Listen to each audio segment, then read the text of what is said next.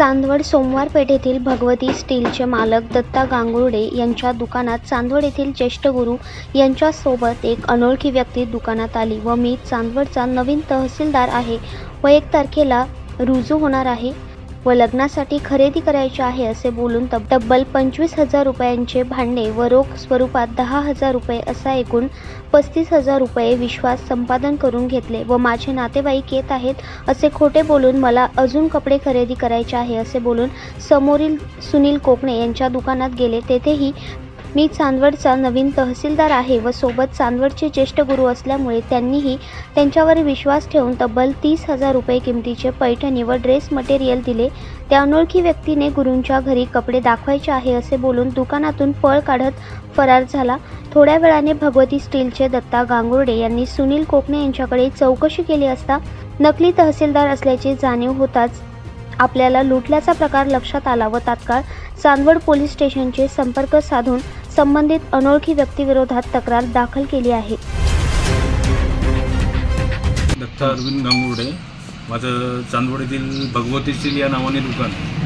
काल घडलेली घटना अशी होती की चांदवडमधील प्रतिष्ठित व्यक्ती त्यांच्यासोबत 2-3 व्यक्ती त्यांच्यासोबत आणि तोतया तहसीलदार म्हणून दुकानात त्यांनी एंट्री केली आणि एक लग्नाचं कार्यभार दाखवून त्यांनी लॉन्सचं ठरवलेलं दाखवलं आम्हाला आणि मुलीचं लग्न हे करून त्यांनी भांडे घ्यायचं त्यांनी दर्शवलं। त्यात एक चांदवडचे प्रतिष्ठित गुरु होते त्यांच्यासोबत आणि आम्ही त्यांनी गुरूंनी आम्हाला सांगितलं म्हणून आम्ही त्यांच्यावर विश्वास ठेवला आणि तो तहसीलदार आहे म्हणे, आम्हाला म्हणे हे तहसीलदार आहे, तुम्ही यांना मटेरियल देऊन टाका। आम्ही त्या पद्धतीने त्यांना होकार दिला आणि त्यांना मटेरियल देण्याचा प्रयत्न केला आणि त्यानंतर त्यांनी परत आणखीन एक कापड दुकानाचं पण त्यांनी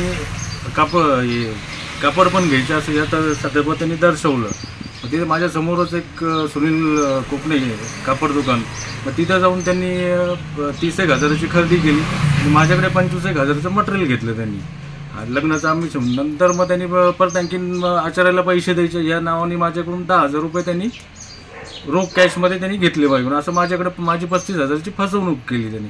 नंतर मग त्यांनी सगळं मटेरियल त्यांनी दोन्ही बाजूचं मटेरियल एकदम व्यवस्थित खरेदी करून एक शेवटच्या वेळेस त्यांनी रिक्षा बोलून ते सगळं मटेरियल त्या रिक्षामध्ये टाकलं आणि गायब झाला तो। अशा पद्धतीने अशी फसवणूक झाली। म्हणजे माझं चांदवड नागरिकांना विनंती आहे का असं तोतया तहसीलदार म्हणून किंवा चांदवडमधील कोणी बी असं प्रतिष्ठित असेल आणि तोतया तहसीलदार म्हणून तुमच्याकडे कोणी आलं तर ते सतर्क राहायचं, कोणत्या पद्धतीची फसवणूक करू नका तुम्ही असं मी चांदवडच्या जनतेला आवाहन करतो।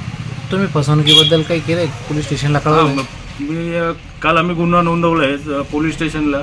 फसवणुकीचा एक अनोळखी व्यक्ती तोतया तहसीलदार म्हणून आलेला होता, आम्ही त्यांच्या विरोधात तिथं गुन्हा नोंदवला आहे पोलीस स्टेशनला। आता त्यांनी पोलिसांनी ती कारवाई करून त्यांना लवकरात लवकर आम्हाला न्याय द्यावा किंवा त्यांना पकडावं त्यांना असं। माझं दुकान, आमचं दुकान आहे चांदवडला सोमवार पेठमध्ये सुनील कोकणे कापड दुकान।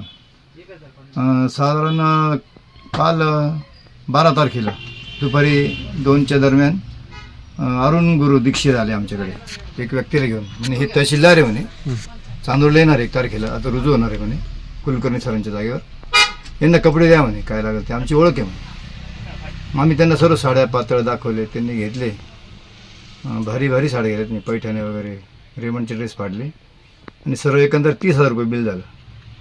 ते म्हणे दीक्षित गुरूंच्याच घरी घेतल्या साड्या म्हणे, तर ते दाखवायला गेले दीक्षित गुरूंकडे, तसेच आलेच नाही परत, ते तसेच फरार झाले। मग ते दत्ता गांगुर्डे म्हणून त्यांच्याकडे त्यांनी भांडे घेतले, त्यांची फसवणूक केली। मग ते माझ्याकडे चौकशीला आले का बा काय झालं तुमच्या तहसीलदारांचं, मग ते आमच्या लक्षात आलं काही आपली फसवणूक झालेली आहे।